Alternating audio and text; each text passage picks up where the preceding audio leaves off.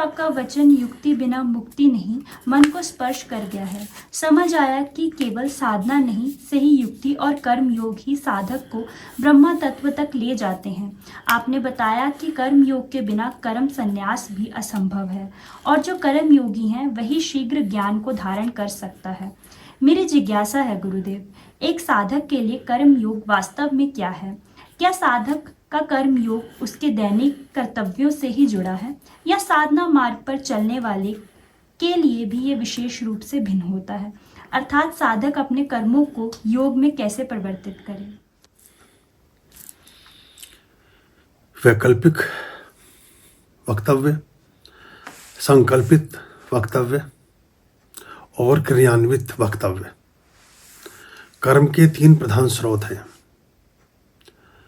तो जब हम कोई चीज़, जो कहते हैं ना मनसा वाचा कर्मणा, मन में भी कुछ विचार कर रहे हो तो भी एक कर्म को ही सृजित और उत्पादित कर रहे हो।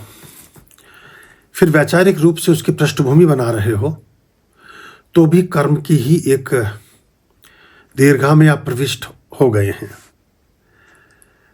फिर कार्मिक रूप से, वैयक्तिक रूप से, बॉडी माइंड सोल के अलाइनमेंट के साथ, अपनी सक्रिय समर्पणता के साथ खुद जिसमें उसमें झोंक करके जिस कर्म को कर रहे हो वो 100% हो जाता है।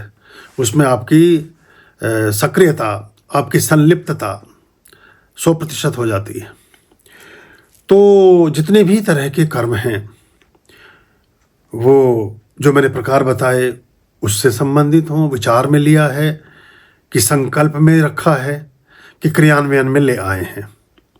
इन सब से धीरे धीरे धीरे धीरे आपके मन, मस्तिष्क, आत्मा, विचार, व्यवहार और पुण्य के वर्तुल सृजित होते हैं। कुछ ऐसे, जैसे कि आप देखेंगे कि एक जो वृक्ष है,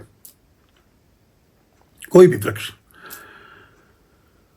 उस वृक्ष का जो सौंदर्य है, उस वृक्ष का सौंदर्य उसके उन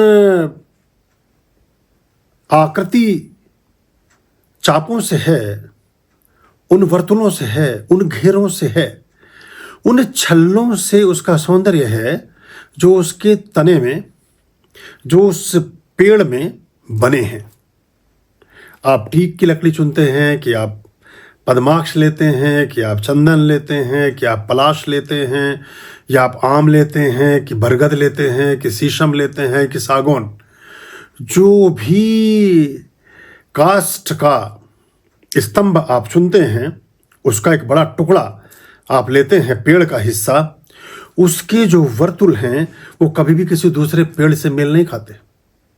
और उस पेड़ की उम्र उन छल्लों से पता चलती है। और किस वर्ष में कैसा तापमान था, वो वाष्पीकरण ज़्यादा था कि शीतोष्ण ज़्यादा था, कि गर्मी ज़्यादा थी, कि बारिशें ज़्यादा हुई, कि सर्दी ज़्यादा हुई, कि क्या रहा, उसी अनुपात में वो वर्तुल और वो छल्ले बनते हैं जो आपके सारे काष्ठ कला का सौंदर्य जिसके ऊपर निर्भर करता है। जो सुंदरता आप दरवाज़ों में देखते हैं, जो सुंदरता आप मेज़ में या किसी भी फर्नीचर में, किसी भी चीज़ में देखते हैं, वो जो उसमें एक पैटर्न है बना हुआ, वो पैटर्न उसकी पूरी उम्र के बारे में, उस पेड़ की प्रकृति के बारे में, उस पेड़ के कार्यकलाप के बारे में, उस पेड़ की आयु के बारे में, उस पेड़ के जीवन के बारे में, वो रेगिस्तान में था कि नदी के किनारे था, कि नाले के किनारे था, कि खेत में था, कि खलिहान में था, कि पर्वत पे था, कि बयाबान में था, रेगिस्तान में था, कि समुद्र में था, ये सब वो पेड़ बयां करता है। तो अगर निर्जीव, हालांकि पेड़ भी सजीव ही होते हैं, लेकिन थोड़ा सा अगर हम उस दृष्टिकोण से देखें, चैतन्यता के दृष्टिकोण से, तो मनुष्यता से थोड़ा पीछे ही है, कहीं चलायमान नहीं है, तो चलित में नहीं है, जा नहीं सकते हैं, आ नहीं सकते हैं, जहाँ रोप दिया वहीं खड़े हैं जीवन पर्यंत।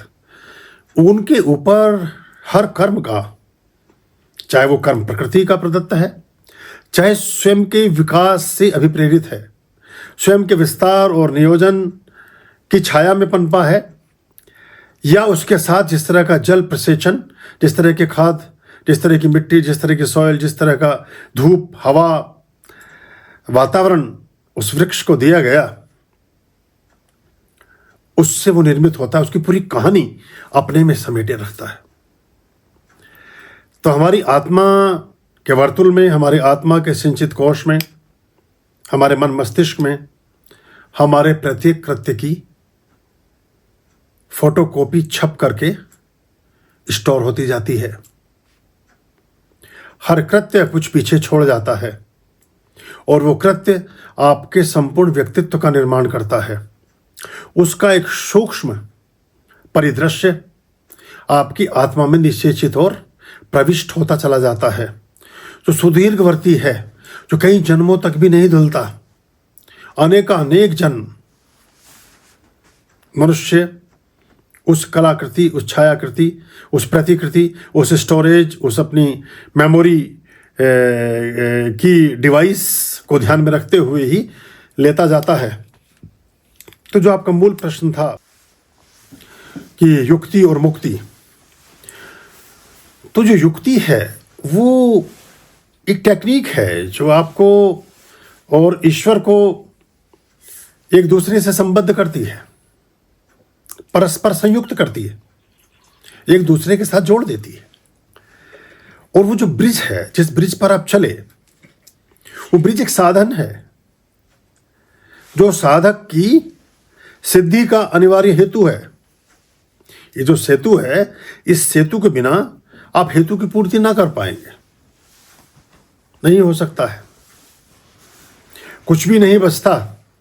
तो ऐसे महायोगी भी तिब्बतन वैली में और हिमालयन कंदराओं में निवास करते हैं कि जो अपने शरीर में उत्सर्जित और शरीर में सृजित चर्बी, शरीर में जो वसा जमा है, वो उनके दिए का घी है, और आत्मा की जो लो है वो उनके दिए की लो है।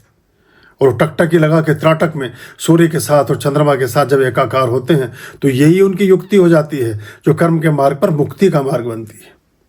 तो ये सजगता का मार्ग है, सचेष्टता का मार्ग है, समर्पण और सानिध्य का मार्ग है, स्वच्छता और पारदर्शिता का मार्ग है। और जिस कर्म को भी करें उसे उसकी पूर्णता और उसकी पूर्ण शुचिता का मार्ग है। उसमें अगर पूर्ण रूपेण आप ईमानदार हैं, ठीक से उसको कर पाते हैं, तो गंतव्य की प्राप्ति शीघ्र और समुचित स्वरूप में होती है। उससे उपलब्धि की प्राप्ति, जिसके लिए आप गंतव्य की ओर चलें, गंतव्य जिस मंतव्य को निश्चित करके किया गया है उसकी प्रतिपूर्ति होती है, वरना उसमें विलंब होता है या कभी कभी वो नहीं भी होती है। खुश रहिए।